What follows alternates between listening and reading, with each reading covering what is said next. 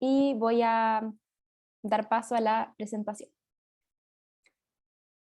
Entonces, a continuación, para dar paso al seminario, quisiera presentar al docente del día de hoy. El expositor que impartirá la presente sesión es Tomás Niño, psicólogo clínico, Universidad Católica de Chile, magíster en Psicología Clínica Infanto-Juvenil de la Universidad de Chile y postítulo en el manejo clínico de estrés, ansiedad y TOC, Universidad Palermo, Argentina. Especialista en Cognitive Behavioral Therapy for OCD in Children and Adolescents, Harvard Medical School, Massachusetts General Hospital. Certificado como especialista en TOC por el Behavior Therapy Training Institute, BTTI, del International OCD Foundation, miembro profesional de la Fundación Internacional de TOC, International OCD Foundation, y miembro profesional del International College of Obsessive Compulsive Spectrum Disorders, ICOCSD. Fundador y director de Hablemos de TOC, fundador Red de Especialistas Chilenos en TOC, docente de posgrado, Facultad de Medicina, Universidad de Chile, director diplomado, Trastorno Obsesivo Compulsivo, ADIPA, Chile.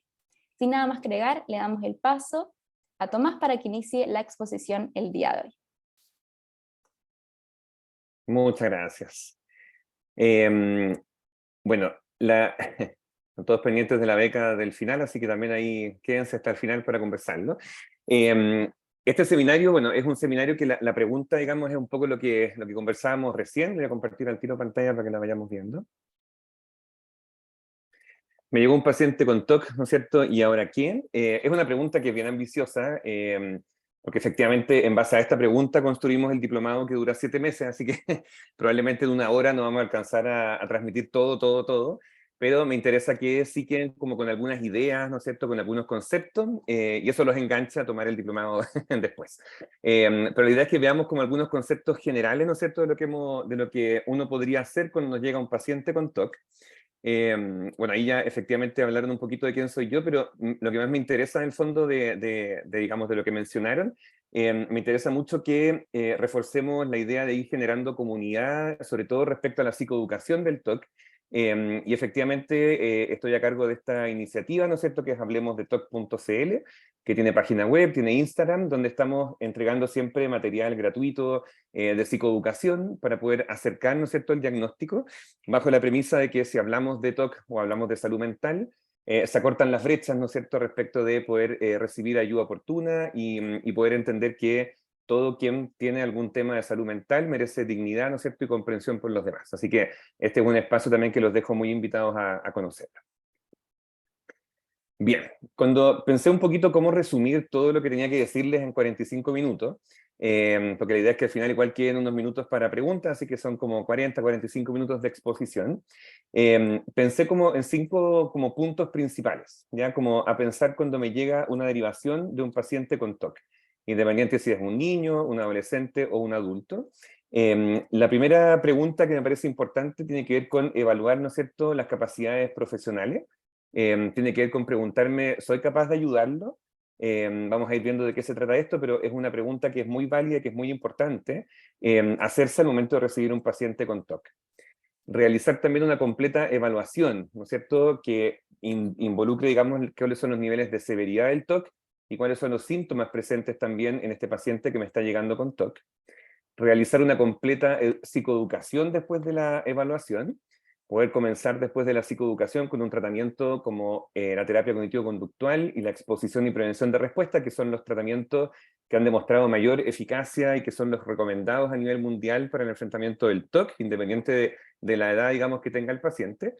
Y una última etapa que es la prevención de recaídas, ¿ya? Así que en base a esta estructura ordené un poquito cómo uno debe pensar la situación de que nos llegue un paciente con TOC, derivado de psiquiatra, psicólogo, de algún colegio, de algún colega, algún familiar, etc. Estas son las dudas que tenemos que hacernos. ¿Por qué comienzo con la primera, que es evaluar competencias profesionales?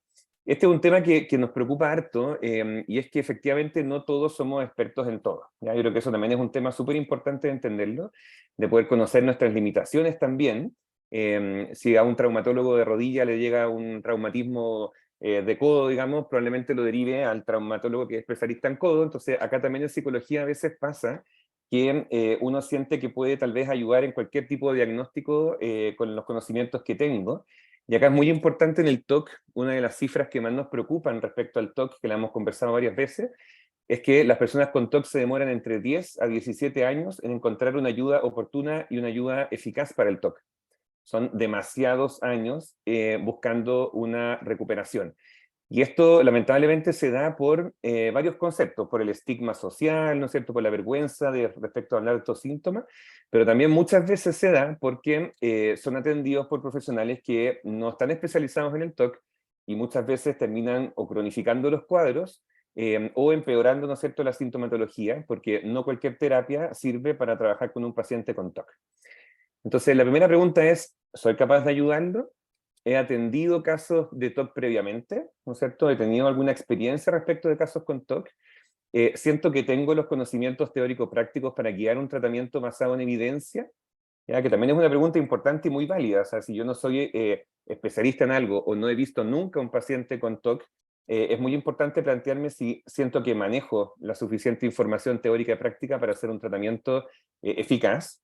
Si es que siento que sí, cuento con un espacio de supervisión, tengo un espacio en el cual pueda conversar sobre la situación del paciente, donde pueda plantear mis dudas, donde pueda plantear, ¿no es cierto?, mis dificultades en el tratamiento, y también en algún momento, que es algo que nos pasa mucho, pensar si será necesario o no derivar a un especialista en TOC. ¿Ya? Nosotros estamos justamente generando este diplomado, que estamos en la segunda versión ahora, porque hay muy pocos especialistas en TOC. ¿Ya? Eso también es una realidad en Chile, pero también en Latinoamérica, en la cual no es tan fácil derivar a un especialista con TOC, a un especialista de TOC, y eso es muy importante verlo porque a veces uno quisiera derivar a una red especializada, pero no hay una red tan robusta en Chile ni en Latinoamérica, y sobre todo porque la gran cantidad de los chilenos, ¿no es cierto?, está en los sistemas públicos de salud, donde tampoco cuentan con especialidades tan específicas como las que estamos conversando hoy día.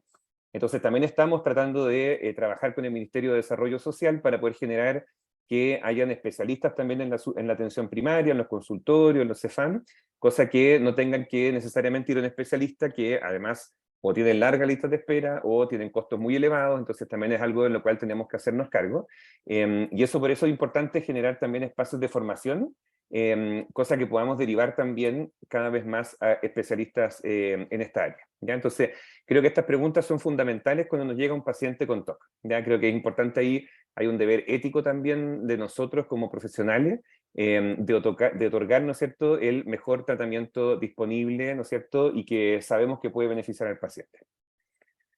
Una vez que pasé esta pregunta de si soy capaz de ayudarlo o no, ¿no es cierto?, y siento que soy capaz de ayudarlo porque estoy, digamos, especializándome en esto, voy a empezar a cursar el diplomado en TOC, etcétera, todas esas cosas que nos pueden dar como una seguridad respecto de que tal vez voy a poder hacer un buen trabajo con este paciente. Viene la segunda etapa, que es realizar una completa evaluación. ¿Ya? Esto es súper importante en los pacientes con TOC. Uno debe siempre evaluar la sintomatología de un paciente con TOC, siempre. A diferencia de otros enfoques terapéuticos en los cuales uno puede comenzar las intervenciones sin evaluar, acá es extremadamente necesario siempre evaluar. No para llegar al diagnóstico, porque el diagnóstico es eminentemente clínico, ¿no es cierto?, de lo que uno observa en la entrevista clínica, sino que más bien poder hacer una evaluación con escalas que están validadas en todas partes del mundo, en Chile también, para poder evaluar la severidad del cuadro de TOC que tengo presente, que esto se puede aplicar desde niños, desde TOC pediátrico hasta TOC adulto, y cuáles son específicamente esos síntomas obsesivos y compulsivos que estoy viendo en este paciente. Entonces vamos a profundizar un poquito respecto a la completa evaluación.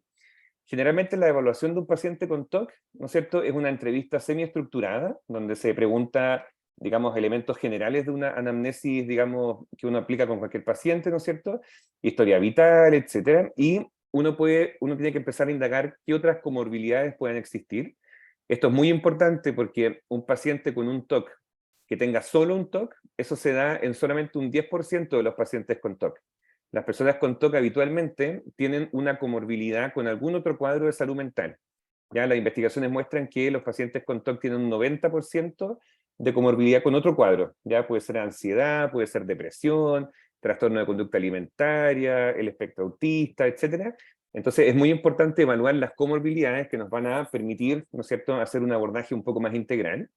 preguntar por la historia neuropsicológica, el ambiente familiar, escolar si es que es un niño o un adolescente, familiar, de pareja si es que es un adulto, poder hacer una buena entrevista que nos permita comprender en el fondo el contexto en el cual se están desarrollando esta sintomatología. Los autorreportes, que acá es súper importante cuando uno evalúa un paciente con TOC, no quedarse con el sesgo solamente de que tiene TOC, sino que también poder evaluar justamente con autorreporte escalas de depresión, escalas de ansiedad, escalas de resiliencia, ¿no es cierto? Escalas de manejo de sintomatología general, para poder evaluar también o poder pesquisar a tiempo otra sintomatología que pueda estar, ¿no es cierto?, presentándose en conjunto con el TOC. Y específicamente los diagnósticos, los instrumentos clínicos del TOC, que hoy día vamos a revisar una en particular, que es la escala de Yale-Brown, la escala del White Box, que es una escala que está validada en Chile también y en todas partes del mundo, y que efectivamente es una escala que nos permite orientar cuáles son los síntomas y nos va a permitir también orientar el foco del tratamiento, ¿ya? Esta es una escala que se aplica durante distintos momentos del tratamiento, al inicio, ¿no es cierto?, cuando ya llevamos un tratamiento más avanzado, y al final, y es una escala objetiva que nos va a permitir ver si es que efectivamente la sintomatología ha ido remitiendo, y eso nos permite también articular mejor las herramientas con psiquiatra en caso que estemos trabajando en equipo, ¿ya? Eso lo vamos a revisar en un momento. Pero algo importante respecto de la evaluación, cuando estamos frente a un diagnóstico del TOC, tenemos que acordarnos que en el Manual Diagnóstico y Estadístico de los Trastornos Mentales, que es el DSM-5, antes, en el DSM-4 y anteriores, el TOC estaba dentro de los trastornos de ansiedad, ¿ya? Y en la última versión del DSM-5 se cambió, se sacó de los trastornos de ansiedad y se creó un nuevo grupo, ¿no es cierto?, que tiene que ver con un espectro obsesivo, y ahora la categoría se llama TOC y trastornos relacionados, ¿ya? Ese es un cambio también que hubo en la clasificación de la información de la patología diagnóstica, y este grupo quedó como TOC y trastornos relacionados, y está el TOC, que es lo que estamos conversando hoy día, está el trastorno dismórfico corporal, ¿no es cierto?, que tiene que ver con esta, digamos, disconfort, ¿no es cierto?, sensación, ¿no es cierto?, relación con lo corporal, que está dentro del espectro obsesivo. La tricotilomanía, ¿no es cierto?, sacarse pelos de distintas partes del cuerpo no por motivos estéticos. El trastorno por escoriación, ¿no es cierto?, que es como sacarse costritas o estar sacándose, ¿no es cierto?, las imperfecciones, haciéndose, ¿no es cierto?, muchas veces heridas, ¿no es cierto?, al tener que sacarse las costritas. Y trastorno por acumulación, que es, ¿no es cierto?, el coleccionar o guardar una gran cantidad de objetos que no tengan, ¿no es cierto?, un contenido más emocional o sentimental. Y también dentro de eso se puso, como suele pasar en el DSM-5, las que no están inducidos por sustancias, ¿no es cierto?, etcétera. Y específicamente se puso también de que no esté explicado por alguna enfermedad médica. Acá solamente hacer un pequeño paréntesis respecto a esto. Cuando nos llega un paciente con TOC, sobre todo un niño o un adolescente, que en la historia clínica nos reportan que emergió, ¿no es cierto?, un TOC de manera abrupta, ¿ya? O sea, los papás refieren que él estaba súper bien, y en 24, 48 horas, o sea, 1 o 2 días, empezó con sintomatología de un TOC abrupto de un momento a otro.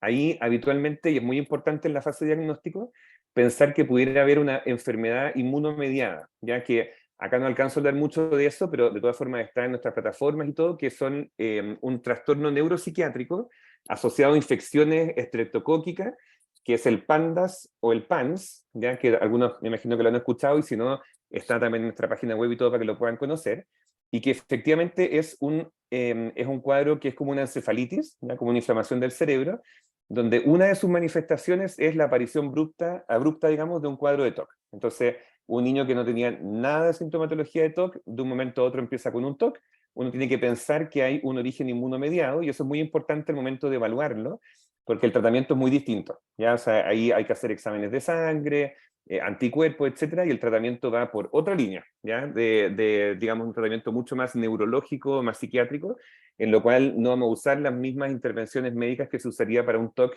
de origen no inmunomediado, ¿ya? Así que eso es súper importante tenerlo como claro cuando nos llega un paciente con TOC, preguntar por el origen de la sintomatología, preguntar por la intensidad de la sintomatología, para poder hacer, ¿no es cierto?, una noción más clara desde dónde viene, porque habitualmente el TOC que no es de origen inmunomediado empieza de a poquito, ¿ya? En cambio, el TOC de origen inmunomediado es abrupto, ¿ya? Otra cosa importante al momento de evaluar a un paciente con TOC tiene que ver con el grado de insight, ¿no es cierto? Como qué tan consciente está este niño, este adolescente o este adulto respecto de sus pensamientos y sus ideas, y se divide entre una buena perspectiva, un buen insight, o sea, que es capaz de enjuiciar estos pensamientos, sabe que son raros, sabe que no tienen sentido, ¿no es cierto?, pero que sienten que igual tienen que hacerlos para sentirse tranquilos, pero son capaces de enjuiciar, ¿no es cierto?, que estas ideas, ¿no es cierto?, son extrañas y que son como ajenas a ellos.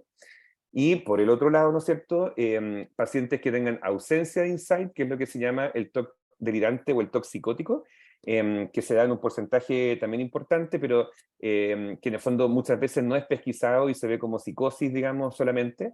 Pero acá es muy importante también evaluar esa sintomatología, y este espectro de especificadores también nos va a orientar respecto de cómo poder generar, ¿no es cierto?, las intervenciones que haya que realizar.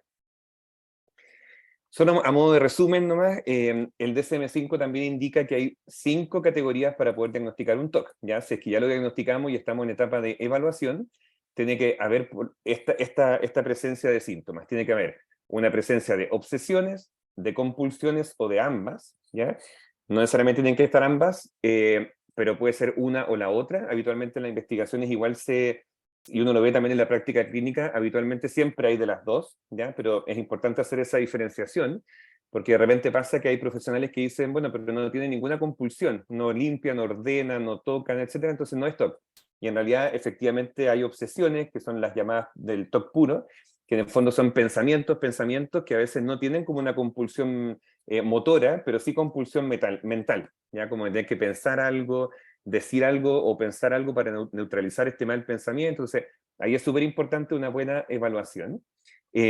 Obsesiones que quiten una gran cantidad de tiempo, entre 1 o 3 horas, ¿no es cierto? Pacientes que pueden estar 3 horas duchándose, 5 horas lavándose las manos, etc.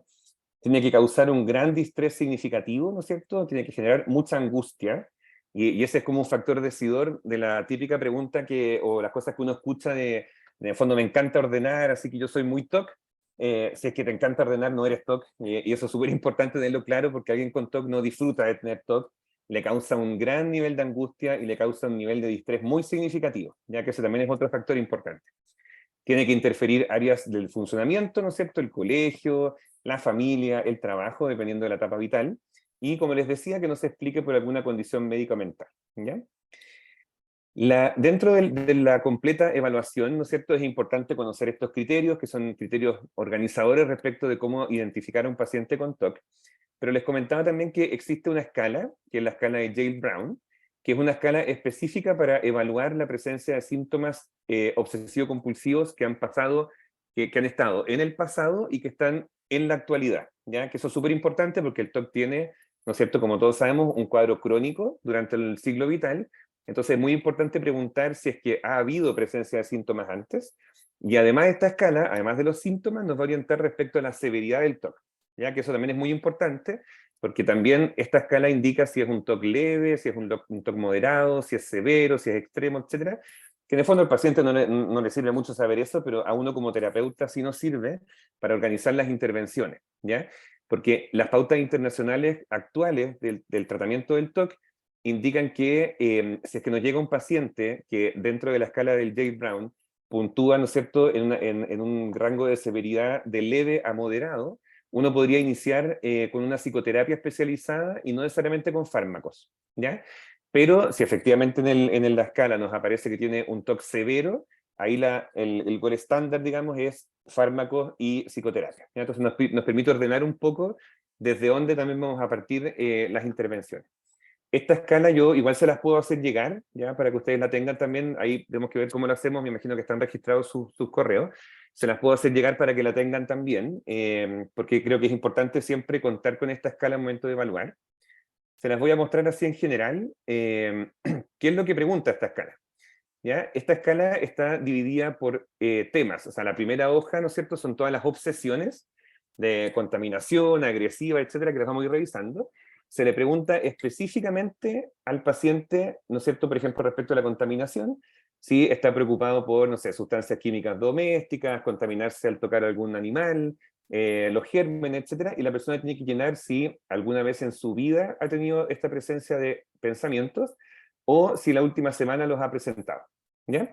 Esto respecto a la contaminación, respecto a las agresivas, ¿no es cierto?, respecto a las religiosas, ¿ya? Que también son bien frecuentes, las dudas patológicas, si me devuelvo a revisar si cerré en la ventana, si le puse la alarma al auto, si corté el gas, etc.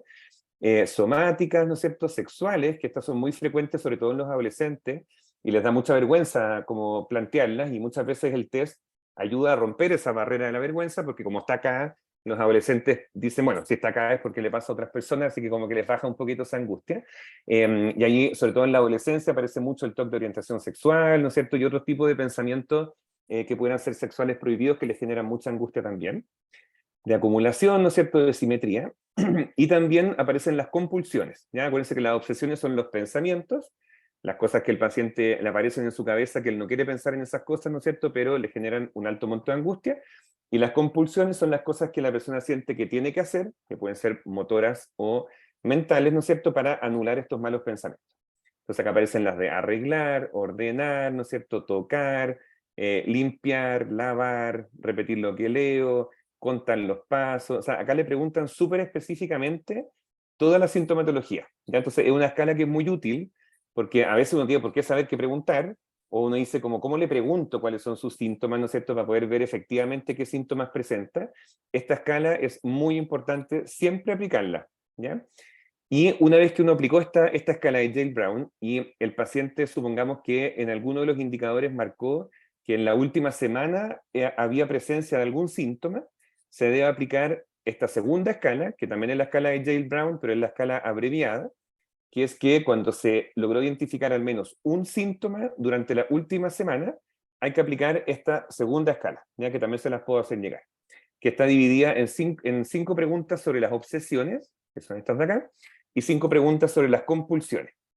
Acá, básicamente, esto es lo que nos indica el rango de severidad. El test anterior nos indica más la sintomatología, como la vimos acá, pero este nos indica la severidad. Por ejemplo, cuánto tiempo pierdo con mis imágenes obsesivas.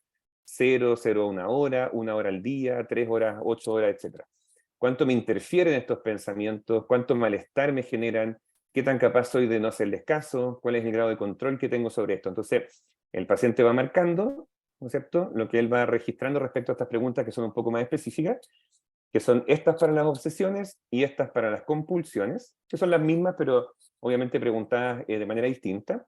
Y acá está lo que les decía yo del resultado de este test, ¿ya? Si efectivamente aparece de 0 a 7, es un rango subclínico, que no, en el fondo no tiene los criterios, digamos, para diagnosticar un TOC.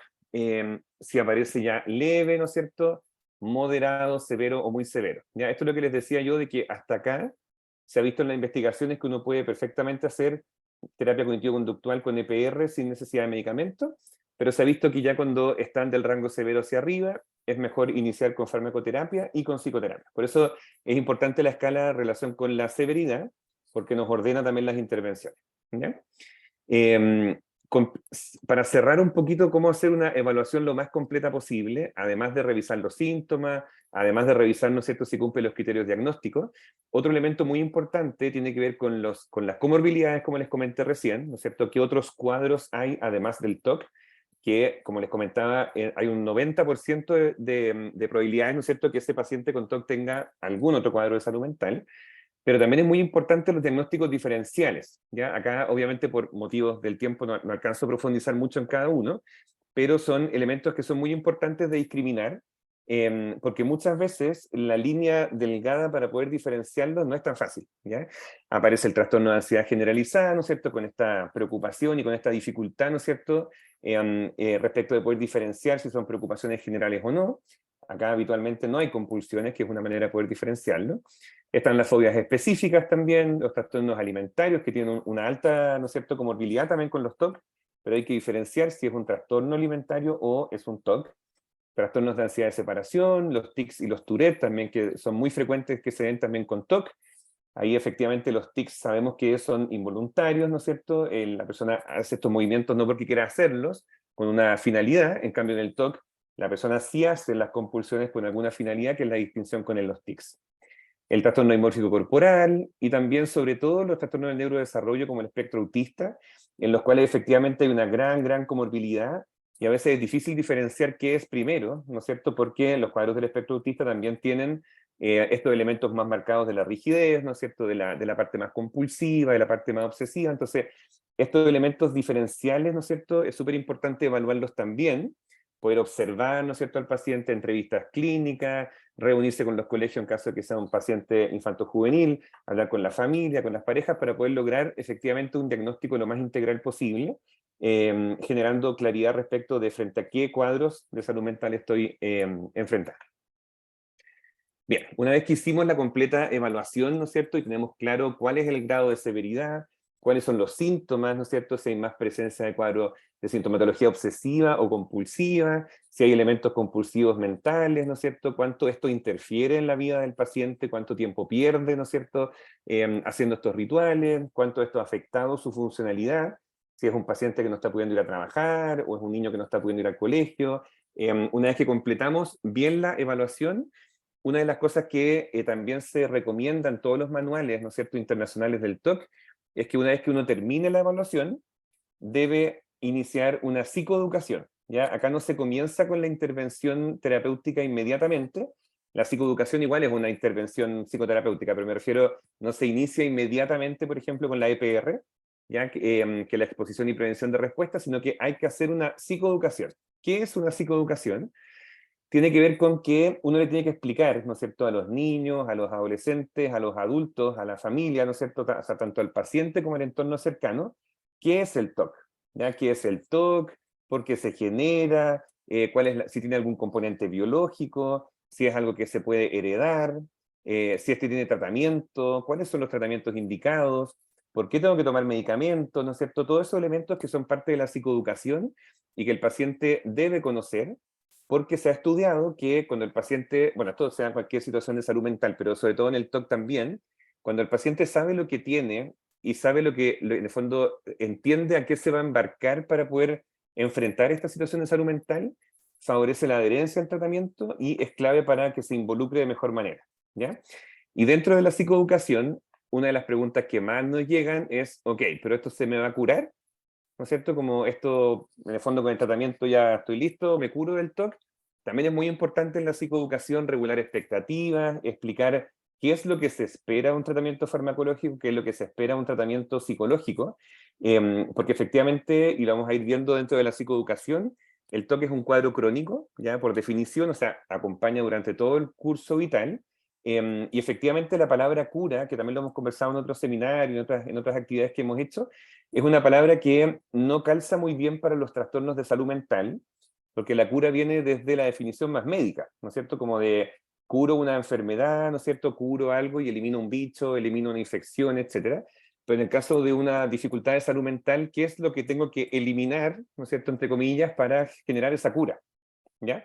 Entonces uno le explica al paciente que uno no habla de cura del TOC, sino que habla de recuperación del TOC, y la recuperación tiene ciertas etapas, ¿no es cierto? Y que efectivamente va a poder hacer una vida como cualquier otra, ¿no es cierto?, estando recuperado, ¿ya? Pero que tiene que estar atento, porque como es un cuadro crónico, tiene que estar atento a las recaídas, ¿no es cierto?, o a los momentos de mayor angustia. Entonces, antes de embarcarse con el tratamiento, con la EPR, ¿no es cierto?, con la terapia cognitivo-conductual, hay que detallar la psicoeducación, que como les decía, tiene que ver con definir al TOC, explicarle qué es lo que es una obsesión, explicarle qué es una compulsión, explicarle en el fondo que hay momentos en los cuales la sintomatología del TOC va a aparecer con mayor intensidad, sobre todo lo que uno ve en los pacientes cuando están más angustiados, cuando están más preocupados, ¿no es cierto?, cuando están más cansados, que aumenta la sintomatología. Y efectivamente es muy importante que ellos conozcan qué es lo que les pasa.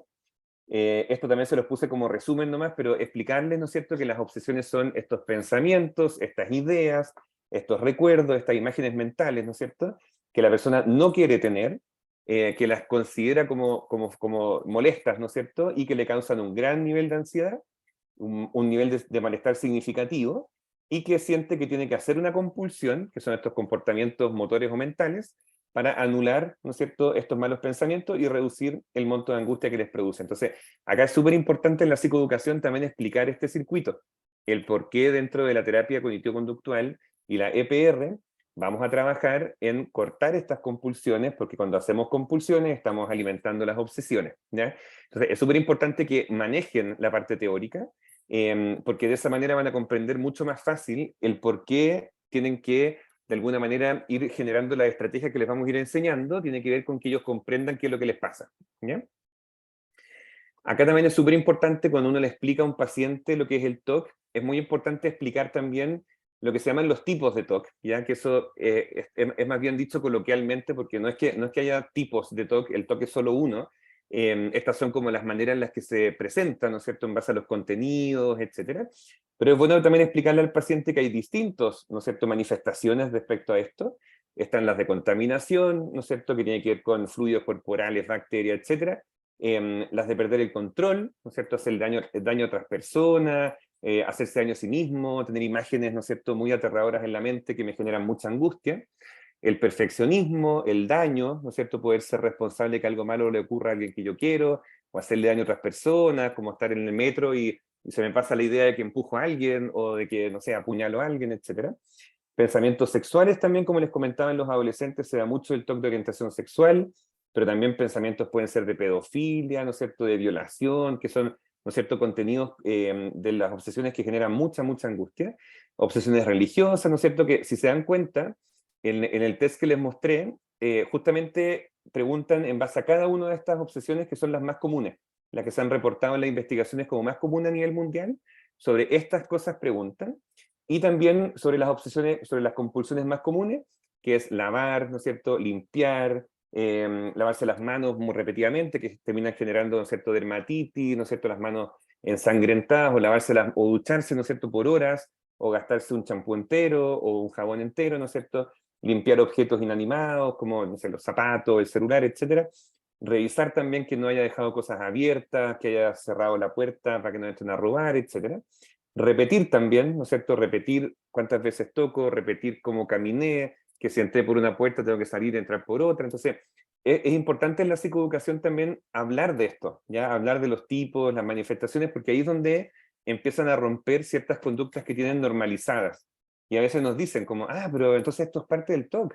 Pero es que esto mi mamá también lo hace, o a mi mamá le encanta que yo revise todas las ventanas antes de acostarnos porque así que dormimos todos seguros. Entonces ahí uno le empieza a decir, ya, pues, pero es que eso puede ser una sintomatología, y uno empieza a ayudar a que vayan conociéndose mejor también. Y como les puse acá, las compulsiones mentales, que son claves también dentro del tratamiento, porque son las que no se ven, ¿ya? O sea, uno puede ver a un paciente tocando algo, ordenando algo, por color, por tamaño, pero las que están acá son las más complejas también de poder pesquisar. Y dentro de la psicoeducación también, a ver si me resulta el lapicito acá, una de las cosas que uno también tiene que explicar es qué es lo que vamos a esperar de la terapia, ¿ya? Y esto en la psicoeducación uno lo hace siempre también, explicar un poquito cómo es que va a funcionar esta terapia, ¿ya? Entonces uno le explica al paciente, que puede ser, esto yo se lo explico a niños con TOC pediátrico 6, 7 años, hasta un adulto mayor, digamos. Esto se puede explicar, obviamente adecuando el lenguaje y todo eso que vamos a conversar, pero se puede explicar en términos generales de esta manera. Acá, por ejemplo, yo siempre les explico que supongamos que aparece un pensamiento obsesivo, ¿no es cierto?, que me genera mucha angustia. Se está viendo el lapicito, ¿no es cierto?, el puntero. Ya. Entonces me aparece esta angustia, y cuando efectivamente me aparece este pensamiento, aumentan los niveles de angustia, ¿no es cierto?, aumenta la ansiedad. Sabemos que este es un cuadro que genera mucha angustia, mucho disconfort, y yo le explico al paciente, ¿no es cierto?, que habitualmente cuando esta angustia ha aumentado, lo que le ha enseñado, ¿no es cierto?, el cerebro es que cuando le hago caso al TOC, y por ejemplo limpio algo, ordeno algo, digo una palabra para neutralizar un mal pensamiento, ordeno algo, toco madera, etcétera, lo que le estoy mostrando a mi cabeza es que cuando yo hago eso, me calmo, ¿ya? Y los pacientes efectivamente refieren una sensación de calma, como se alivia la angustia cuando le hacen caso al TOC, pero ahí uno le explica que en el fondo este es un circuito infinito, porque se calma, pero esa calma es momentánea. Esa calma no es para siempre, sino que se vuelve a retroalimentar hasta que me vuelvo a molestar con lo mismo o con otra cosa, yo vuelvo a angustiarme, le vuelvo a hacer caso al TOC, que son las compulsiones, baja la angustia, pero esto es un circuito infinito. Entonces los pacientes se dan cuenta que efectivamente la compulsión no resuelve la obsesión, ¿ya? Sino que efectivamente hace que el circuito se vaya reforzando.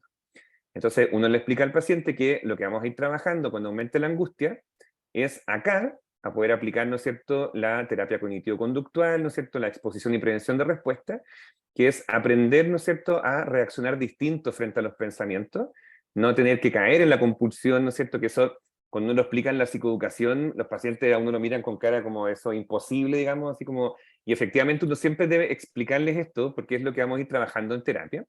Y cuando el paciente es capaz de tolerar esto, tolerar la incertidumbre, la angustia, etcétera, se va a dar cuenta que esta angustia y esta ansiedad baja igual.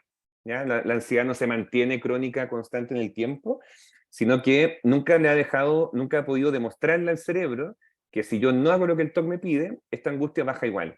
Tal vez se demora más, sí, se demora mucho más en bajar la angustia que si hago la compulsión, que es como un alivio más inmediato, pero con la buena noticia de que si no refuerzo el circuito, tampoco se refuerza este componente, ¿no es cierto?, y este circuito obsesivo. Entonces, lo que va a ir pasando en el tiempo es que mientras más me exponga a esto y mi respuesta siga siendo el no escuchar, ¿no es cierto?, el TOC o no hacer la compulsión, lo que uno va a ir viendo, ¿no es cierto?, es esto. ¿Ya? Que esto yo siempre se lo explico así, y después revisamos, de hecho, el gráfico cuando les conté esto en la psicoeducación, que a uno lo miran con cara como de que optimista el psicólogo, esto es imposible, después uno les muestra efectivamente la tablita y ellos mismos se van dando cuenta cómo cuando dejaron de alimentar la obsesión y dejaron de hacer la compulsión, empezaron a bajar los montos de angustia, empezó a bajar la intensidad y empezó a bajar la frecuencia, y también se empezó a distanciar, ¿no es cierto?, en el tiempo la presencia de las compulsiones y las obsesiones, ¿ya? Y eso tiene que ver con que no hemos alimentado, ¿no es cierto?, este circuito obsesivo. Y esto uno lo puede explicar a los niños con una montaña, ahí la creatividad del terapeuta es muy importante, pero es importante sobre todo que se queden con la idea de que lo que va a trabajar la terapia justamente es este fenómeno de la habituación, ya que es que la sintomatología uno empiece a tolerarla, a darse cuenta que aunque yo no haga nada de lo que el TOC me pide, esa angustia va a bajar, y por aprendizaje inhibitorio me voy a dar cuenta que si no le hago caso al TOC, tampoco pasa nada malo. ¿Ya? O sea, por ejemplo, tengo que tocar el interruptor 3 veces, porque si no mi mamá va, no sé, va a morir en la noche. Cuando uno le dice al paciente, ok, pero probemos, ¿no es cierto?, con las técnicas de PR, no tocar el interruptor, ya que eso no se hace así tan drásticamente, hay todo un proceso, una jerarquía y se hace de a poco, pero estoy sintetizando lo que uno les plantea. Cuando el paciente hace eso y se da cuenta que al día siguiente su mamá amaneció viva, y al día siguiente también, y al día siguiente también, dejamos de reforzar, ¿no es cierto?, el circuito obsesivo, y aprendemos, ¿no es cierto?, de manera experiencial y por aprendizaje inhibitorio, que este temor y que esta angustia y que esto terrible que me dice mi cerebro no tiene por qué ser como me lo plantea mi cabeza, ¿ya? Que es una manera un poco de romper este circuito obsesivo. Pero otra cosa que uno debe explicarle a los pacientes, porque si no la posibilidad de deserción es muy alta, es que cuando uno hace esto, que obviamente suena súper bonito, digamos, no es tan bonito para los pacientes, esto genera mucha angustia, esto genera mucha sensación, ¿no es cierto?, de desesperación, porque es una terapia en la cual lo que le estamos diciendo básicamente al paciente es que enfrente sus peores temores, y eso obviamente como por intuición, digamos, ya nos suena como un poco extraño. Por eso la etapa de la psicoeducación hay que hacerla el tiempo que sea necesario hacerla. O sea, si me tengo que demorar 2 sesiones, 3 sesiones, 4 sesiones, 5 sesiones, hasta que el paciente realmente entienda por qué vamos a hacer lo que vamos a hacer, hasta que el paciente entienda que va a haber un momento en la terapia que lo va a pasar mal, que se va a angustiar, pero que el equipo está para acompañarlo, que vamos a ir sorteando, ¿no es cierto?, esta angustia, que le vamos a entregar herramientas para que las pueda ir manejando. Una vez que el paciente realmente considere esto como una base segura, porque finalmente tiene que confiar en nosotros como terapeutas, ahí uno puede dar inicio, ¿no es cierto?, a la etapa de intervención. Y acá es súper importante explicarles que cuando le empecemos a decir que no al TOC, probablemente esta angustia, lo que va a pasar con la angustia es que va a aumentar, ¿ya? Y se nos va a ir, digamos, del mapa, y es acá donde se pone en juego la terapia, ¿ya? Acá está en juego la terapia, cuando empiezo a decirle que no al TOC, y cuando le digo que no, me empieza a molestar, me empieza a angustiar más, me empieza a generar más desesperación, porque el cerebro está acostumbrado a que le haga caso. Y lo que le estoy mostrando es que voy a empezar a no hacerle caso. Y eso genera mucha angustia, y por eso es importante esta etapa de la psicoeducación. Y que eso uno con los pacientes en general, dependiendo de las edades, uno lo puede hacer de distintas maneras, pero es muy, muy necesario hacerlo siempre, ¿ya? Con los niños hay cuentos, hay metáforas, hay historias, hay algunos cuentos, como pongo ahí, ¿no es cierto?, que el toque es como un hipo en el cerebro que aparece cada cierto tiempo. Hay otros que les explican que el toque es como un niño con pataleta, que me molesta, me molesta, me molesta, y que solo se calma el toque cuando le doy lo que quiere, que es la compulsión. Y lo que vamos a empezar a enseñarle, ¿no es cierto?, al TOC es que vamos a empezar a no pescar tanto estas pataletas y vamos a ir trabajando juntos en cómo no enganchar con esta pataleta, porque cuando un niño, uno no le alimenta la pataleta, esta pataleta empieza a bajar porque se da cuenta que haga lo que haga, la persona no va a comprarle, ¿no es cierto?, lo que él quiere. Entonces uno le va explicando de distintas maneras a los niños, en esa enganchan muy bien. Con los niños más grandes uno también puede usar libros, cuentos, cómics, etcétera. Y ya con adolescentes y adultos uno puede obviamente trabajar más la neurobiología, ¿no es cierto?, explicarles un poquito cómo funciona el cerebro, que eso a veces les parece interesante, cómo está involucrado, ¿no es cierto?, la zona prefrontal, los núcleos de la base, cómo eso está activado, que ahí uno puede irse ya un poquito más en lo específico. Y dentro de la psicoeducación, además de explicarles qué es el TOC y todo lo que hemos conversado acá, un elemento fundamental, que eso también es como una de las cosas que nos mueve como hablemos de TOC, tiene que ver con plantearle que la persona no es un diagnóstico, la persona no es su TOC, sino que tiene un TOC, ¿ya? Que en el fondo es como las personas que dicen es que yo soy depresivo, ¿no es cierto?, yo soy TOC. Ahí es súper importante explicar que las personas son separadas, ¿no es cierto?, de sus diagnósticos. Ellos tienen intereses, motivaciones, áreas libres de conflicto, o sea, tienen una vida mucho más completa que lo que el TOC les hace ver. Y esto es muy importante hacerlo porque tenemos que empoderar, ¿no es cierto?, al paciente en la fase de psicoeducación de por qué va a luchar contra el TOC, ¿no es cierto? Como qué es lo que quieres recuperar, qué es lo que perdiste por el TOC o qué es lo que estás perdiendo por el TOC y por qué vamos a dar esta pelea, qué es lo que quieres recuperar, tu libertad, el poder volver a ir al colegio, el volver a trabajar, el poder estar con mis hijos tranquilo, el poder salir de viaje tranquilo. Entonces, conectarlos con la expectativa también de cómo les gustaría, ¿no es cierto?, estar si es que no estuvieran en TOC. Esa es como una de las maneras, ¿no es cierto?, de favorecer eso. Y eso básicamente porque nosotros trabajamos con personas, ¿no es cierto?, no, antes de que diagnósticos, trastornos, cuadros, personalidades, rasgos, etcétera.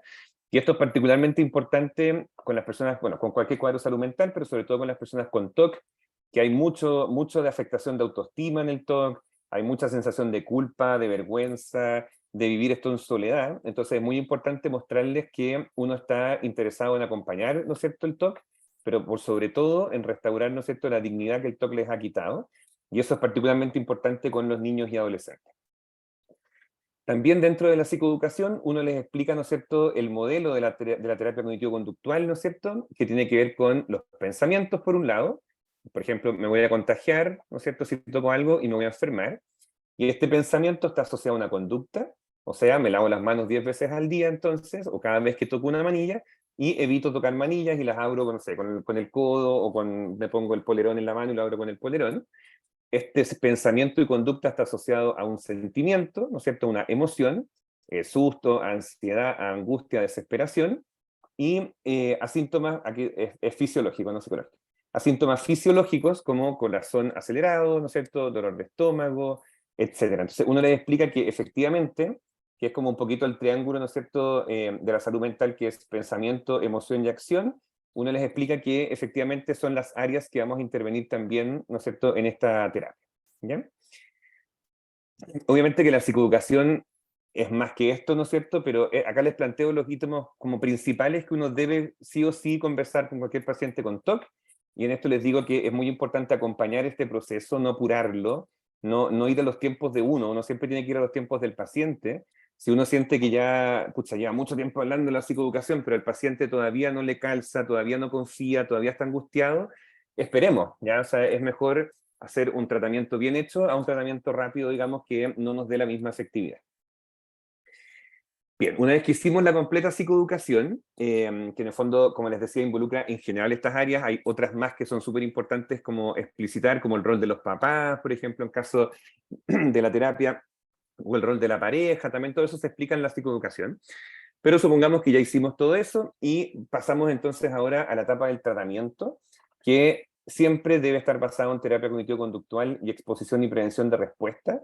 Se ha demostrado que otros enfoques terapéuticos son diatrogénicos, ¿no es cierto?, generan más angustia en los pacientes, empeora el cuadro del TOC. Entonces, la primera línea de intervención es que un paciente con TOC debe ser, ¿no es cierto?, tratado con terapia cognitivo-conductual. Un poco en la línea de lo que les decía recién, ¿no es cierto?, de que el paciente tiene el derecho, ¿no es cierto?, a ser intervenido con el mejor tratamiento disponible y basado en evidencia, que en este caso es la terapia cognitivo-conductual. El tratamiento en general, así de manera muy sintética también, obviamente en virtud de la hora, está la terapia cognitivo-conductual, ¿no es cierto?, que como les decía es el que tiene mayor evidencia, que lo que uno le muestra un poco al paciente es que ellos tienen el control, ¿no es cierto?, no el TOC, ya que ustedes son más que el TOC, que tú tienes el control, que tú eres capaz de recuperar, ¿no es cierto?, el control de tu cabeza, que tú eres capaz de manejar, ¿no es cierto?, y de responder distinto a los pensamientos, ¿ya? Ese es un elemento súper importante de la TCC. Los pacientes en general llegan con la expectativa de quiero como que este pensamiento se me vaya, como quiero eliminar este pensamiento, no quiero pensar nunca más en este pensamiento. Y en realidad lo que uno le explica al paciente es que el problema no son los pensamientos, el problema es cómo uno reacciona frente al pensamiento, ¿ya?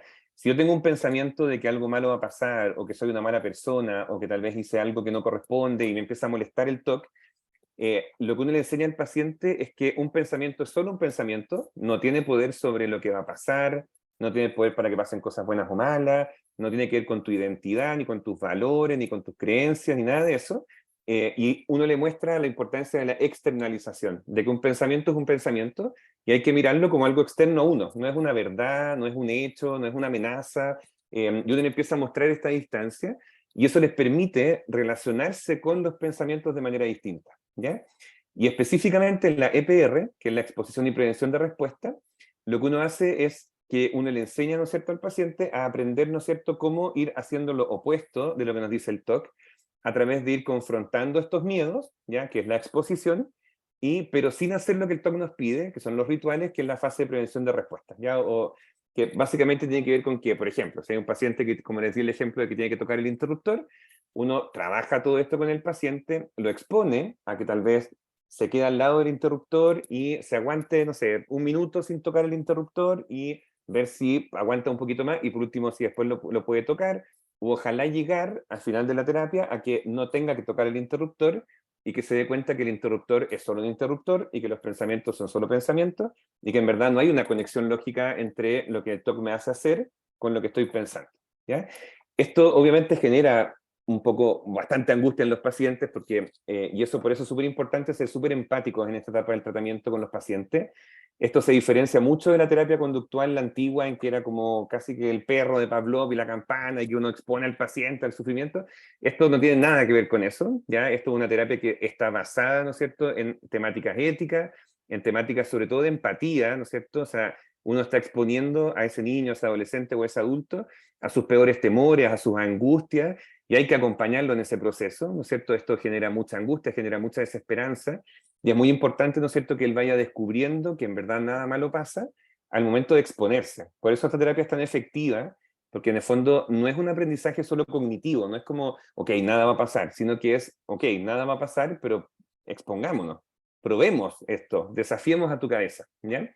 Y ahí, como les digo, hay muchos metaanálisis que apoyan la eficacia de la EPR, que tiene todo un protocolo, ¿no es cierto?, tiene todas unas características bien específicas, y que los síntomas mejoran en un porcentaje muy alto, y también hay ciertos cambios a nivel cerebral, ¿ya? O sea, se han hecho estudios muy bonitos de cómo es el cerebro de un paciente con TOC al inicio del tratamiento, y cómo es un cerebro de ese mismo paciente con TOC después del tratamiento, y uno ve efectivamente cómo hay funciones cerebrales, ¿no es cierto?, ciertas áreas del cerebro que disminuyen cierta actividad y vuelven, ¿no es cierto?, a generar un funcionamiento mucho más equilibrado también a nivel de la actividad talámica, ¿no es cierto?, del núcleo caudado, etcétera, que ayudan, ¿no es cierto?, a una manera de procesar la información distinta. Y como les decía, la EPR en general es un proceso gradual, es de a poco, es jerarquizado, uno no tira al paciente, ¿no es cierto?, a sus principales angustias al tiro, sino que uno parte de a poquito, el paciente se va empoderando, va sintiendo que es capaz de hacerlo, se va dando cuenta que, por aprendizaje inhibitorio, como les decía, me voy dando cuenta que si me expongo a algo que yo temo y eso no pasa, voy aprendiendo que en realidad no todo lo que mi cabeza me dice es verdad o tengo que creerlo, ¿no es cierto?, como me lo transmite el TOC. Es una terapia que implica mucha consistencia, mucho compromiso, mucha, digamos, sensación de que tengo que ir, ¿no es cierto?, de alguna manera luchando con este TOC, pero en el proceso de aprendizaje uno va acompañando al paciente y van dándose cuenta que la habituación es real, que el paciente va logrando enfrentar estas angustias, va logrando romper estos patrones cognitivos más de la línea de la compulsión, y se va dando cuenta que va recuperando, ¿no es cierto?, su vida, que está pudiendo recuperar, ¿no es cierto?, estos momentos de angustia que tenía ya no se duchan 5 horas, sino que logró ducharse en menos tiempo, logró no estar pensando en todo lo malo de la vida todo el rato, sino que logra mirar la vida de otra manera. Y eso es importante siempre plantear, ¿no es cierto?, esta esperanza en la recuperación, ¿ya? Porque es un tratamiento que tiene una alta tasa de recuperación, pero también es importante dentro de eso, que también lo vamos a ver, tiene que ver con la fase de prevención de recaída, que es lo que aparece acá con la mantención y recaídas, que es la última etapa, que una vez que ya hicimos el tratamiento, ¿no es cierto?, hicimos todas las etapas, aplicamos la EPR, ¿no es cierto?, que tiene, como les decía, distintas etapas, tanto para el paciente como para su familia. Es un proceso gradual, escalonado, donde se van buscando ciertas etapas y ciertos procesos, digamos, para ir logrando un avance con el paciente. Una de las últimas etapas es la fase de prevención de recaída, que tiene que ver con poder conversar con el paciente y explicarle que si es que él ya está en fase de recuperación, es muy importante la fase de mantención. Hay que estar atento a cuáles son los momentos críticos en los cuales la sintomatología aumenta.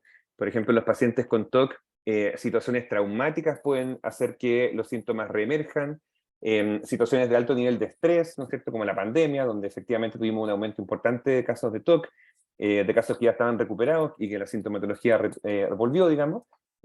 Cansancio, estrés, momentos de pruebas, momentos del trabajo que sean muy exigentes, esos momentos van a aumentar la posibilidad de aparición de síntomas, y ahí es muy importante que los pacientes se vayan como con la caja como de herramientas psicológicas que trabajamos en la terapia, para poder identificar a tiempo, ¿no es cierto?, la presencia de los síntomas que puedan emerger de nuevo, para saber qué hacer cuando aparezcan los síntomas, y justamente lo que hace esta terapia es generar como la menor posibilidad de dependencia también con los terapeutas, en el sentido de que yo puedo consultar con el terapeuta en caso de que tenga un síntoma que me preocupa, pero también uno le transmite al paciente, tú sabes qué hacer, tú tienes las herramientas, estás más empoderado, tú sabes que esto es tu cabeza, todos tus pensamientos, uno reafirma mucho esa idea para que el paciente también sienta que tiene la capacidad de empoderamiento de poder avanzar en esto, ¿ya?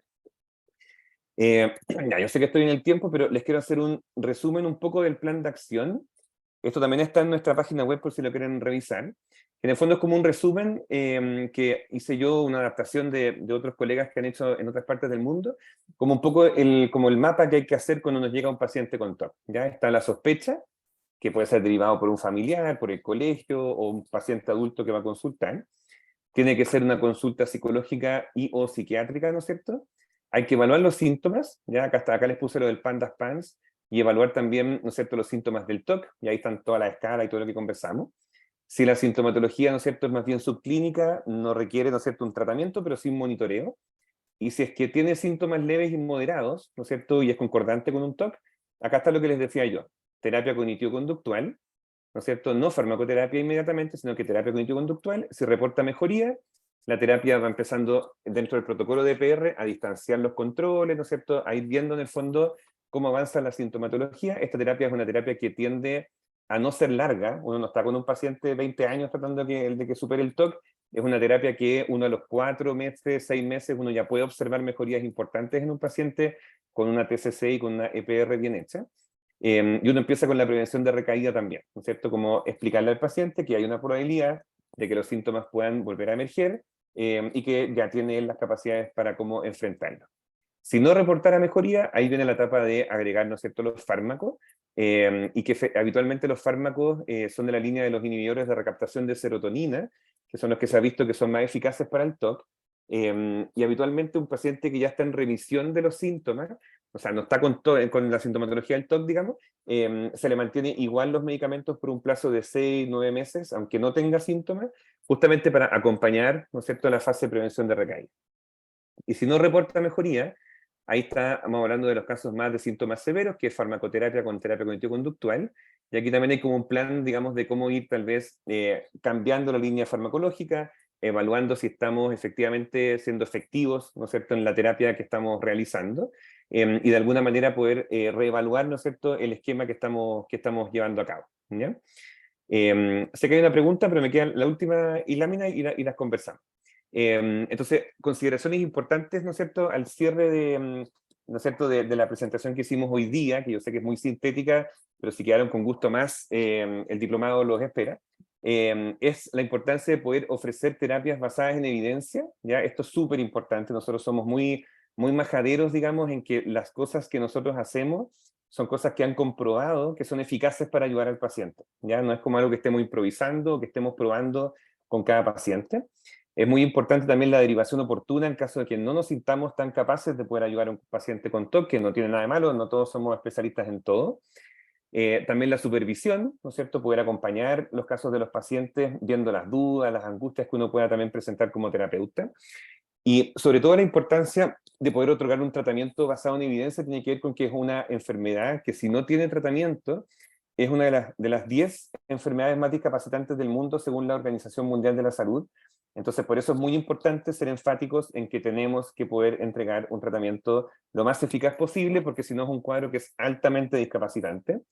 Piensen que la mitad de los adultos con TOC iniciaron su cuadro de TOC en la infancia y en la adolescencia, y probablemente son muchos años en los que no consultaron con un especialista, lo que va reforzando el estigma, lo que va reforzando la vergüenza respecto de pedir ayuda también, por el qué van a decir, van a creer que estoy loco, pero ¿cómo voy a contar este pensamiento? Porque van a creer que me van a encerrar, me van a hospitalizar.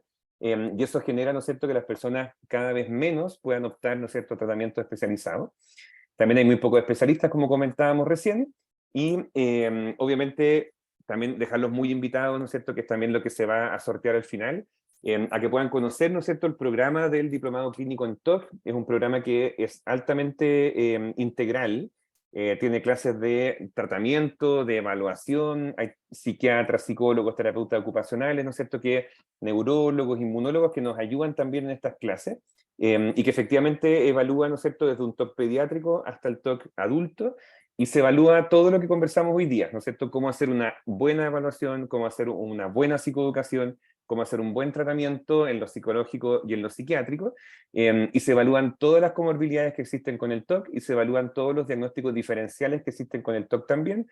Hay revisión de casos, es un espacio que en Chile no existía y que estamos haciendo un gran esfuerzo, ¿no es cierto?, por generarlo, y está siendo como uno de los programas, ¿no es cierto?, que están siendo más validados también en población latina, así que también obviamente muy invitados a que la puedan conocer. El programa está en línea, y ojalá también que algunos de los que se ganen, ¿no es cierto?, la beca, nos podamos reencontrar próximamente en las clases, ¿ya? Así que me interesa mucho el espacio de las preguntas, así que voy a dejar de compartir para que las vayamos conversando. Ahí desde Adipa me van a ayudar también a moderar un poco las preguntas, porque no sé cómo estamos de tiempo ni nada, así que ahí, en acá Adipa manda, así que ahí no sé quién levantó la mano primero y cuántas manos daremos para preguntar. Vi que Carolina fue la primera que levantó, eso sí alcanza a ver. Carolina. Carolina, Sí. te escuchamos. Carolina, ¿estás ahí?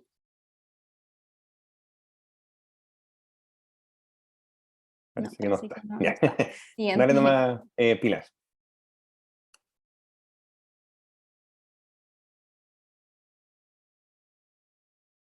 Uy, no escucho a nadie. Ya, No, ahí ahí sí. está. Pilar, Ahí sí. ¿estás? ¿Sí? Ya. Hola, buenas noches. Tomás, quisiera hacer una consulta. Yo sé que está dirigido a cierto, en los, quienes trabajamos en el área, pero lo quiero hacer como una pregunta como familiar, de una persona que no está diagnosticada, pero que siempre he creído que presenta un TOC. Entonces, son dos preguntas. Uno, es una persona ya adulto mayor, tiene más de 65 años, y nunca ha querido asumir que podría tener un diagnóstico como este, y se ha ido agudizando. Entonces, una cosa tiene que ver cómo motivar o convencer, por un lado. Y segundo, si es que existe algún estudio o alguna asociación con el Parkinson. Lo digo por todo el nivel de ansiedad que esto tiene, que pudiera gatillar como en una situación como esa. Esa es son dos consultas ahí en una pregunta. Súper. Es difícil de repente dar recomendaciones sobre casos porque uno no conoce como lo específico, pero lo que uno en general suele recomendar en estos casos en que nos dicen, pucha, no quiere tratamiento o no sabemos cómo llevarlo al tratamiento, lo que más se recomienda es ir favoreciendo como la educación respecto al tema, ¿no es cierto? Hablar del tema, mostrarle páginas de internet sobre el tema, que puedan ver algún documental sobre el tema, o sea, ir generando un poquito esta conciencia respecto como de la psicoeducación, que es un elemento que muchas veces acerca la posibilidad del diagnóstico, porque son cuadros que dan mucha vergüenza, o sea, sobre todo las personas más mayores, lo que nosotros vemos en general es que las generaciones actuales se están atreviendo mucho más a hablar de salud mental, pero las anteriores en las que no era una cosa habitual el psicólogo ni el psiquiatra, les cuesta mucho recibir ayuda. Entonces, mientras más uno les muestre que hablar de salud mental no es nada terrible, que el TOC es un cuadro que tiene una frecuencia de un 2% a nivel mundial, que es un cuadro que tiene una alta tasa de recuperación, que en el fondo es algo que le pasa a muchas personas, cada vez hay más famosos y gente hablando que tiene TOC y todo, entonces como que se va de alguna manera socializando este diagnóstico y se le va perdiendo como un poco el temor también. Entonces la recomendación en general es la psicoeducación, si es que poder mostrarle información, que puedan leer información. Hay muchas páginas, digamos, que ayudan en eso respecto de cómo explicar como de manera muy sintética qué es el TOC. Nosotros tenemos la nuestra acá en Chile, pero hay varias más también, la Fundación Internacional de TOC, que es la institución más grande a nivel mundial, digamos, respecto al tema del TOC, también tiene toda una sección en español, donde hay videos, cortometrajes, o sea, hay como una manera de poder explicar esto y acercar un poco el diagnóstico, pero es una pregunta difícil, porque eso va a depender un poco desde dónde viene esa resistencia de no querer buscar ayuda. Entonces ahí, claro, ahí de repente uno puede ir a un psicólogo especialista en TOC, como familia, por ejemplo, y buscar la mejor estrategia de poder acercar a esta persona a tratamiento, y si es que eso no fuera posible, que ustedes como familia también tengan las herramientas para saber cómo acompañarlo, cómo ayudarlo, cómo entenderlo, cómo no enojarnos con las conductas que tiene, cómo ser un poquito más empático, y tal vez desde ahí también lo puedan ayudar. Y respecto al tema del Parkinson, la verdad que no conozco estudios que digan como esa relación causal o que una cosa pueda generar la otra. Lo que sí se ha visto es que efectivamente hay mucho, como les decía, mucha comorbilidad con cuadros psiquiátricos. Un 90%, digamos, o sea, 9 de cada 10 personas con TOC tienen algún otro cuadro de salud mental. Con el Parkinson específicamente no lo sé, no he revisado estudios actuales en eso, puedo averiguarlo y te lo envío si quieres, pero no conozco alguno que demuestre como una causalidad directa, pero sí los niveles de angustia y estrés que esto genera los hace mucho más permeables a cuadros de salud mental más complejos. Eso sí, de todas maneras. Súper. Pasamos a la siguiente pregunta. Constanza, ¿te escuchamos? Hola, ¿se escucha? Sí. Sí. Hola Tomás, primero te quería dar las gracias por el seminario que ha sido súper informativo. Yo soy médico general, trabajo con pacientes de salud mental, principalmente con depresión, eso sí. Pero mi principal interés para ingresar al seminario es que yo comencé a presentar manifestaciones de TOC por primera vez a los 5 o 6 años. Y desde ahí obviamente que ha sido todo un viaje. Pero yo creo que como un comentario con respecto a lo que hablaste durante la psicoeducación, yo creo que una de las cosas más importantes para los pacientes en general durante la psicoterapia es el entender que, bueno, obviamente no están solos, el también poder internalizar que bueno, no son malas personas por los pensamientos que se pueden tener, que obviamente los pacientes con TOC no somos nuestros pensamientos, que yo creo que eso es algo que dijiste que en realidad es esencial. Y mi pregunta va más bien orientada a la relación entre el TOC y la anorexia. Me gustaría saber si podrías ahondar un poquito en eso. Sí, bueno, gracias también por contar tu experiencia. Yo creo que efectivamente el hablar de esto y el comentar sobre estos temas también ayuda mucho en la recuperación, así que te agradezco mucho tu testimonio y lo que fuiste rescatando. Creo que es fundamental este elemento más humano, ¿no es cierto?, de que uno no es sus pensamientos y que uno no es el TOC. Creo que es como fundamental esa externalización para poder hacer una buena terapia. Es complejo sintetizar esa combinación o esa comorbilidad, ¿no es cierto?, en cuadros de trastorno alimenticio, porque efectivamente es una comorbilidad muy alta, ¿ya? O sea, hay pacientes, de hecho tenemos también un módulo completo sobre eso en el diplomado, respecto de la anorexia u otros cuadros, ¿no es cierto?, de salud mental o alimentaria. Y es muy complejo porque a veces hay conductas dentro de los trastornos alimentarios que son muy rígidos o que tienen compulsiones, ¿no es cierto?, contar las calorías, verlo del peso, pesarme cierta cantidad de veces en el día, etcétera, que en el fondo hay que ver desde dónde viene, ¿no es cierto?, esa necesidad, ¿no es cierto?, si es una cosa como más corporal, desde bajar de peso, si es un componente más obsesivo, porque generalmente las personas con trastorno alimentario tienen un componente obsesivo muy alto, si es que tiene que ver con una imagen más corporal, con un disconfort respecto a la imagen corporal, o, por ejemplo, nos ha tocado mucho ver pacientes que vienen diagnosticados con anorexia, y en verdad es un TOC porque sienten, por ejemplo, que si comen, se pueden atragantar y se pueden morir, por ejemplo, ¿ya? O que si comen algo, se pueden intoxicar, y si se intoxican, se mueren y no sé qué. Entonces, ahí, claro, cuesta mucho el despejarlo, pero una de las cosas que ayuda mucho es hacer esta etapa de la evaluación para discriminar, ojalá con psiquiatras, ¿no es cierto?, con especialistas en esas áreas, discriminar en el fondo desde dónde viene esa conducta que estamos visualizando en el paciente, porque efectivamente nos ha tocado muchos casos de anorexia o trastorno alimenticio que finalmente terminan siendo TOC, porque tiene que ver con un temor, con una angustia de que, por ejemplo, no puedo comer con algo que no sea mi tenedor, entonces no puedo comer nada, y si se me pierde el tenedor, paso días sin comer, o si voy a otro lado y no puedo comer de esa manera, o no puedo comer ciertos colores, o no puedo comer cosas con ciertas texturas, o si siento un paciente, por ejemplo, que también llegó que no podía comer nada sólido, por ejemplo, tenía que comer todo en papilla, porque pensaba que si llegaba, y obviamente estaba muy saco y todos pensaban que era anorexia, qué sé yo, y en verdad era porque pensaba que si comía algo sólido se le podía quedar pegado acá y se podía morir. Entonces, básicamente la diferenciación tiene que ver como con diferenciar desde dónde viene esa conducta, cuál es la obsesión o la preocupación que hay a la base, discriminar si es que hay conductas compulsivas también, que pueden ser más compensatorias, etc. Pero habitualmente lo que se ve más es que hay muchos rasgos también de trastornos de personalidad obsesiva en los cuadros de trastorno alimentario. Entonces, es bien complejo porque a veces son elementos más de personalidad que algo más sintomático de un TOC. Entonces, ahí la evaluación da para mucho, digamos.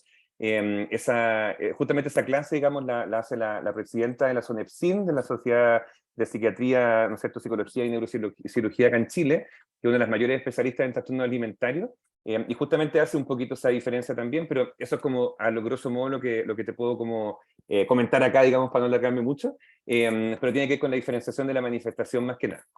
Eso es como lo que podría aportar. Súper. Vamos con la siguiente pregunta de Natalia. Te escuchamos, Natalia.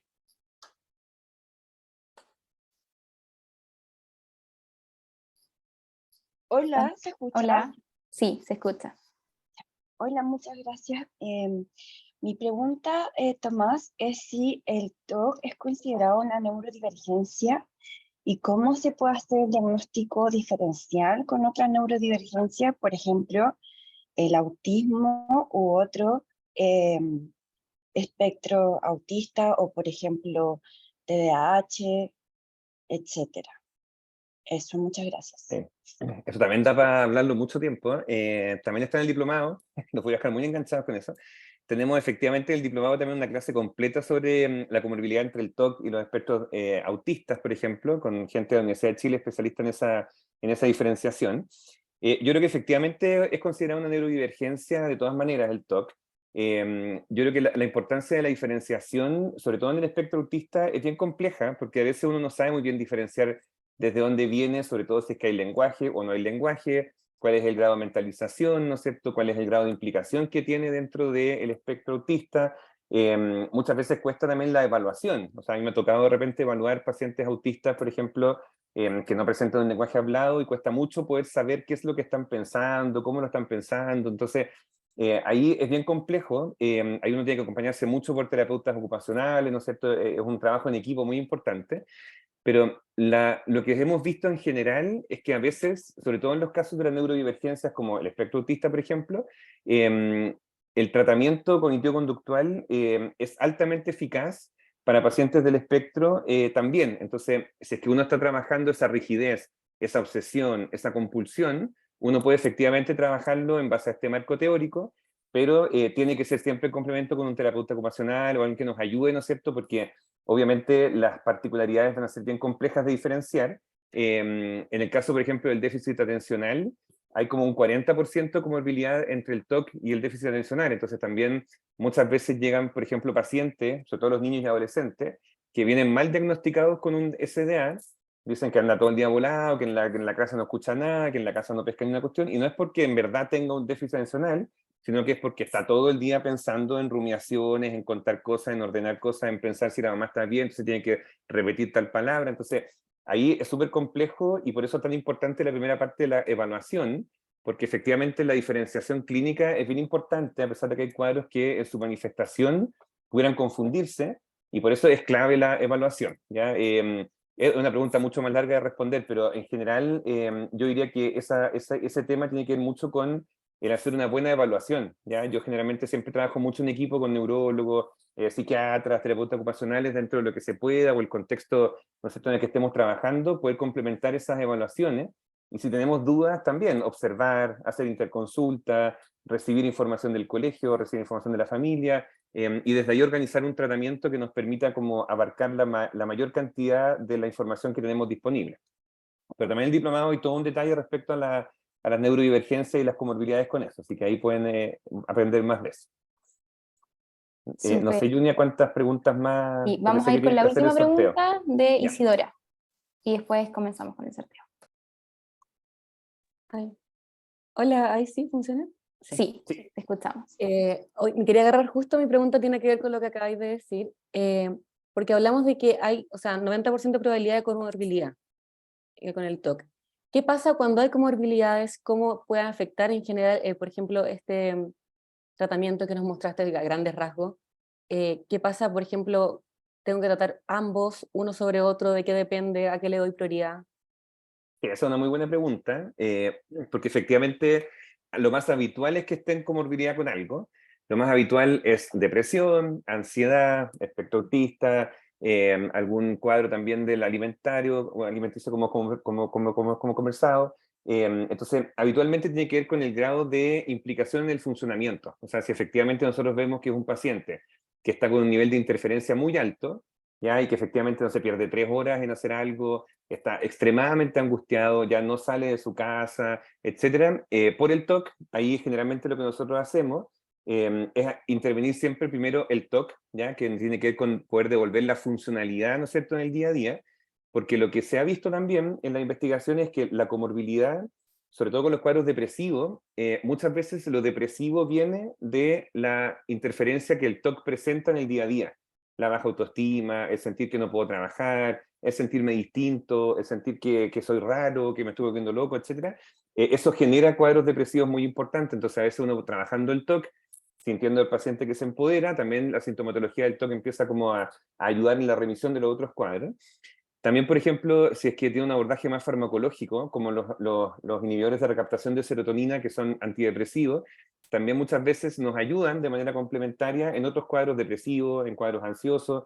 Entonces, muchas veces los medicamentos nos permiten abarcar más que solo una de los diagnósticos, sino que nos permite a veces abarcar la comorbilidad.